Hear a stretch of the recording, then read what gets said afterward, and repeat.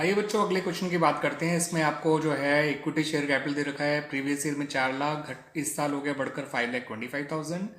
Security premium reserve 1 lakh था, बढ़कर हो गया 225। इसका मतलब शेयर जो है वो 50% प्रीमियम पे इशू हुए होंगे, या 100% प्रीमियम पे कह सकते हैं, क्योंकि जितना फेस वैल्यू बढ़ रही है उतना ही एसपीआर बढ़ रहा है। ठीक है।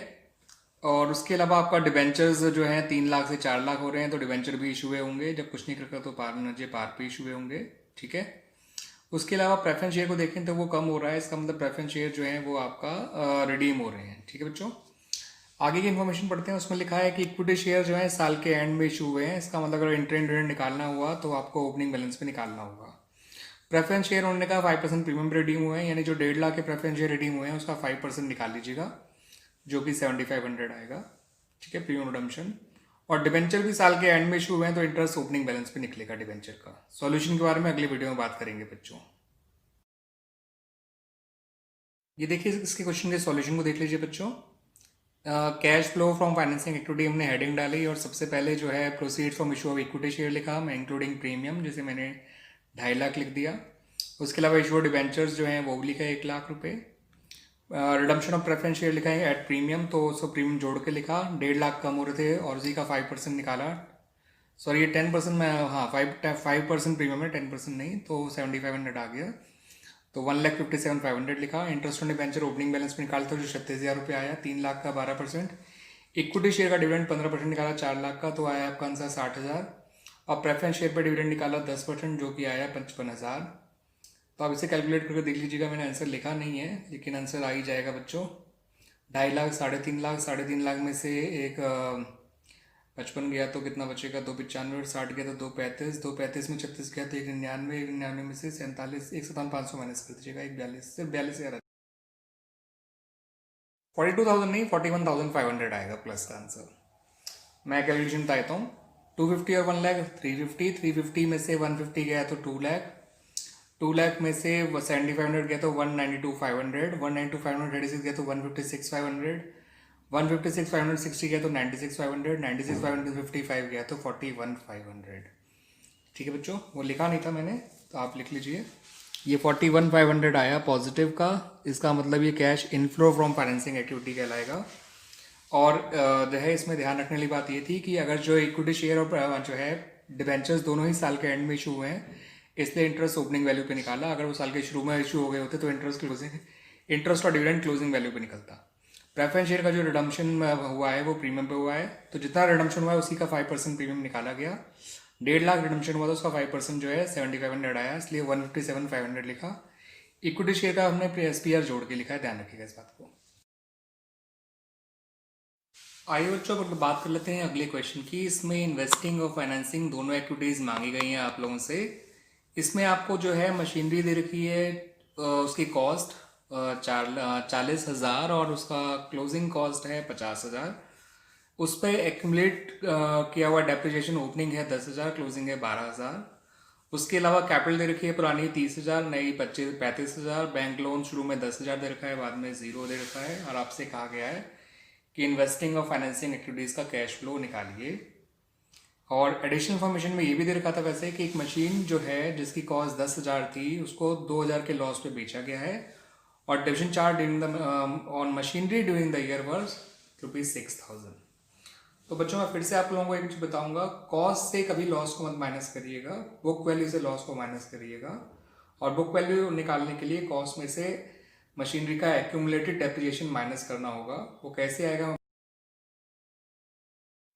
तो बच्चों देखिए, सबसे पहले accumulated depreciation of the asset sold कैसे निकाला गया।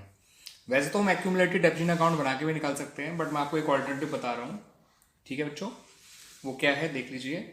आप ओपनिंग बैलेंस ऑफ डेप्रिसिएशन में से depreciation charge during the year को प्लस कर दीजिए और closing balance of accumulated depreciation को माइनस कर दीजिए। आपका accumulated depreciation of the asset sold ही निकल कर आएगा, ये पक्का है। तो 10,000 में 6,000 जोड़ दीजिए, हो गया 16,000। उसमें से 12,000 माइनस कर दीजिए, बचा 4,000। यानी जो एसेट बेची गई है उसका एक्यूमुलेट किया हुआ डेप्रिसिएशन 4,000 है। अब उसकी कॉस्ट थी 10,000, एक्यूमुलेट किया हुआ डेप्रिसिएशन है 4,000, यानी उसकी बुक वैल्यू आ गई 6,000। ठीक है बच्चों, अब बुक वैल्यू आपको पता है, लॉस पता है, तो आप सेलिंग प्राइस भी बता सकते हैं, वो आ जाएगा 4,000। ठीक है बच्चों, तो इस तरह से ये डेप्रिसिएशन जो है एक्यूमुलेटेड निकाला गया, फिर बुक वैल्यू निकाली गई, फिर मैंने उसकी सेलिंग प्राइस निकाली है। इन स्टेप्स को ध्यान रखिएगा बच्चों। तो machinery purchase during the year है, वो भी निकालने के लिए मैं बिना अकाउंट बनाए भी machinery purchase during the year निकाल सकता हूँ। उसके लिए मैं क्लोजिंग कॉस्ट में मशीनरी जो बेची है उसकी कॉस्ट को प्लस कर दूंगा, और जो ओपनिंग कॉस्ट है मशीनरी का, ओपनिंग बैलेंस दे रखा है कॉस्ट का, उसे माइनस कर दूंगा, तो अपने आप इसकी परचेज निकल आएगी। क्लोजिंग कॉस्ट थी 50,000, जो मशीनरी बेची है उसकी कॉस्ट थी 10,000, और ओपनिंग कॉस्ट थी 40,000, यानी machinery purchase during the year आ गई 20,000। ठीक है बच्चों, आई होप ये चीज़ें आपको बहुत पसंद आएंगी। अकाउंट बनाने से कम टाइम में आप इसे आसानी से कैलकुलेट कर सकते हैं। अब इसके सॉल्यूशन को देख लीजिए। Cash flow from investing activities बनाने के लिए सिर्फ परचेज और सेल को लेना है। सेल ऑफ मशीनरी प्लस में आ जाएगा 4,000, परचेज ऑफ मशीनरी 20,000 माइनस का आ जाएगा, तो 16,000 आ गया cash used in investing activities.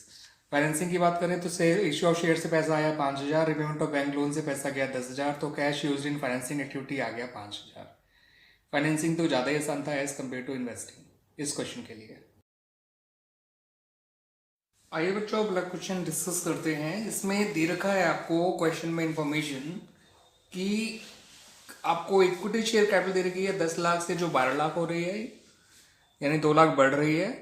उसके अलावा डिबेंचर्स हैं जो 1 लाख से 2 लाख हो रहे हैं। उसके अलावा एडिशनल इन्फॉर्मेशन में कुछ इस तरह से दे रखा है।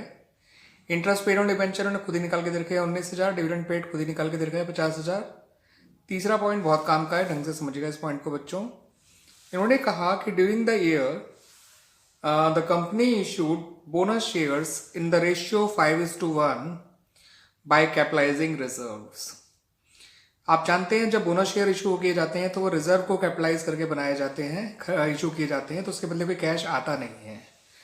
किस रेशियो में किया गया? 5:1, यानी 5 है तो 1 मिलेगा, और यानी अगर 10 है तो 2 मिलेगा। आप चेक कर सकते हैं इक्विटी शेयर बढ़ भी 2 रहे हैं, पुराने 10 लाख थे, इसका मतलब सारे शेयर बोनस के तौर पे इशू हो रहे हैं। क्वेश्चन के सॉल्यूशन को देख लेते हैं बच्चों। तो ये तो समझ में आ गया कि इक्विटी शेयर्स जो हैं वो जितने ही बढ़ रहे हैं वो बोनस के तौर पे बढ़ रहे हैं। दैट्स वाई वो आपका कैश फ्लो स्टेटमेंट नहीं आएंगे, बिकॉज उसके बदले कोई कैश नहीं आया है फर्म के पास या कंपनी के पास। अब जो लिया जा सकता है सिर्फ उसके बारे में बात करते हैं। डिबेंचर्स जो बढ़ रहे हैं वो तो यही मानेंगे जब कुछ नहीं कर रखा तो कि वो कैश पे इशू हुए हैं और उसके बदले कैश आया है। तो 1 लाख तो आपको लेना पड़ेगा proceeds from the issue of debentures, जो कि 1 लाख है।